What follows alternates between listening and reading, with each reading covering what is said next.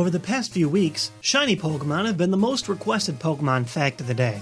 While I'm sure most fans know what shiny Pokémon are, I'm going to do my best to take it one step further and explain as many intricacies as I can about the reasoning behind shiny Pokémon, as well as the different places they've popped up in popular Pokémon media. In the off chance that you're either a very new Pokémon fan, or you're watching this video in the distant future, shiny Pokémon are special versions of regular Pokémon that have alternate color palettes. When entered in a battle, they give a little sparkling effect, which brought about the shiny moniker. The new coloring a shiny Pokémon receives is anywhere from negligible to drastic, and shiny Pokémon remain shiny as they evolve. Charmander and Charmeleon are gold, but Charizard becomes an extremely cool black dragon. Celebi turns from green to pink, and Hoppip turns from pink to green. Jigglypuff changes to a slightly different color with green eyes, and the ever-popular Pikachu goes from yellow to, well, a slightly darker yellow. But why does this happen? How did it begin? And how can you catch a shiny Pokémon today? I'm hoping to explore this topic in as much detail as I can, so let's try and find out. Shiny Pokémon began in Generation 2, available as early as Pokémon Gold and Silver or the Game Boy Color exclusive Crystal, although it'd be admittedly difficult to spot the differences if you were still playing on a classic Game Boy. Even if you've never encountered a shiny Pokémon in your life from the wild playing that game, it's actually one of the very few moments in Pokémon history where you were given a free chance at capturing one. Remember the red Gyarados in the Lake of Rage? He's a shiny. Although he's admittedly a little less special, since everyone has gotten the same shot you have at grabbing him.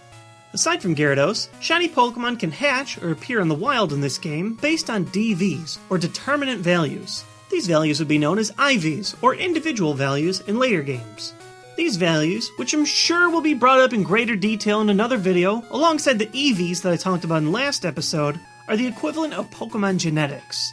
Pokémon, like humans in real life, are born with genetic values for each of their major stat categories. Even when perfectly leveled, a Pokémon with better IVs will always be better, meaning that some Pokémon are destined for greatness straight out of the egg. In Generations 3 and onward, IVs in each stat go up to 31, but in Generation 2, they go up to 15. In order for a wild or hatched Pokémon to appear shiny in Generation 2, they need to have the following exact DV stats: 10 in speed, defense, and both special stats, and a 2, 3, 6, 7, 10, 11, 14, or 15 in attack. I know this numbers nonsense sounds confusing, and trust me, it is. But if you're playing Generation 2 and are curious what your Pokemon's DVs are, I've included a DV calculator in the description below. Fun fact, in Generation 2, Unknown's letter is also calculated by these IV-like stats. Ironically, the only letters that can become shiny for this reason are, well, I and V. All values considered, your odds of capturing or hatching a shiny Pokemon in Generation 2 is 1 in 8,192. It's not quite as uncommon as PokéRadar, but it's still challenging to encounter. And don't forget, you still have to catch the wild Pokemon if they're shiny. Knocking out a shiny Pokemon in the wild is one of the most painful things that can happen to you in Pokemon, and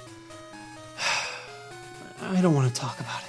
Because Generation 2 has shiny Pokemon that are based on their DVs, a hardworking breeder with way too much free time could potentially breed ideal combinations to create more likely shiny combinations out of eggs. Sort of like some insanely complicated Punnett square. A perfect breeding combination could yield shiny odds as high as 1 in 64 eggs, which isn't that bad at all. Because most of a shiny Pokemon's DVs would be 10, a shiny Pokemon is typically slightly more powerful than a random wild Pokemon, but still less powerful than a Pokemon raised with better values. Before I get too deep in this, let's remember, all of this DV calculation stuff is dependent on Generation 2 only, and that's how shiny Pokemon began. So, what about today? How could a modern trainer in Generation 3, 4, or 5 figure out how to capture a shiny Pokemon? Well, in short, you can't figure it out without a cheating device. There's a complicated formula every time you meet a Pokemon involving your 5-digit trainer ID number, a second 5-digit secret ID number that is given to every player and is unviewable, and a Pokemon's randomly generated 10-digit personality value. In a complicated chain reaction, your trainer ID and secret ID are transformed in a binary and then XORed to form a first value. Then, the first 5 and second 5 numbers of a Pokemon's personality value are transformed and XORed. Finally, these last two streams of data are XORed together, and if the resulting binary is less than 8, you've got a shiny. Now before your brain explodes like mine did trying to understand all this, let me make things a little bit simpler for you. The odds of encountering a hatched or wild shiny Pokemon? The exact same as before, 1 in 8,192. Only this time, a shiny Pokemon can have any kind of IV, terrible or excellent. Your odds of breeding and catching a shiny Pokemon can be improved a little bit in Generation 4 and onward too.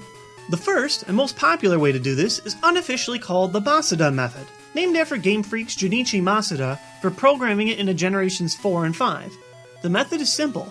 If an egg is bred from one Pokemon from the game's cartridge origin and another Pokemon from an outside country, your odds of hatching a shiny Pokemon increase by a pretty good amount.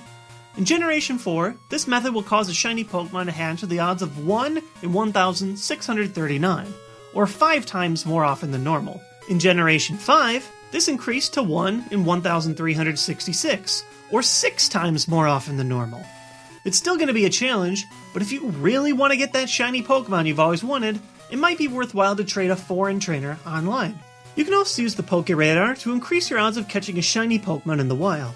It's a very complicated process, and I don't use it often because it's only limited to Pokemon that can be found in the wild, but if you're interested in learning more, click this annotation or check the link in the description for a video explaining the process in full. There are very few instances where shiny Pokemon are part of the games, and thus easier to catch. Already mentioned was Generation 2's Red Gyarados, which can be found in the old games, or Heart Gold Soul Silver. In Crystal, the odd egg you receive will have a 14% chance of being shiny if you got it internationally, or a 50% chance of being shiny if you received it in Japan. Hey, that's not fair, but those are the odds. Shiny Pokemon are also rarely given out as event Pokemon, such as the shiny legendary beasts that were distributed from GameStop a few years back. These promotions aren't common, but it's still worthwhile to stay on the lookout. If you want more easy-to-find shiny Pokemon, you'll have to wait until Black and White 2 is released, where there's a lot of love for shiny dragons. By defeating Elder's grandson in the Black Tower in Black 2, you'll get a shiny Gibble. If you defeat him in the White Tree Hollow in White 2, he'll give out a free shiny Dratini. In addition, once you've completed the Unova Dex in that game, you can visit the Nature Sanctuary and battle a level 60 shiny Haxorus. There's shiny Pokemon in tons of other games, such as the Pink Celebi in Mystery Dungeon, the differently colored shiny Pokemon in Colosseum and XD, and Nobunaga uses a shiny Rayquaza in Pokemon Conquest. There are also a handful of alternate colored and shiny Pokemon in the anime, but the big one is in Foul Play, where Ash captures a shiny Noctowl. That episode aired over a decade ago, and a main character in the series hasn't caught a shiny Pokemon since. Shiny Pokemon are also available throughout the history of the card game as well. They began as Shining Pokemon, extra rare cards in Neo Destiny and Revelation that were straight up modeled after the shiny Pokemon in the games, most notably the Shining Gyarados that was available when the card type was first introduced. Starting with Team Rocket Returns, shiny Pokemon were introduced as Pokemon Star cards, limited to 1 per deck. From the Black and White set Next Destinies onward, shiny Pokemon have appeared in every set.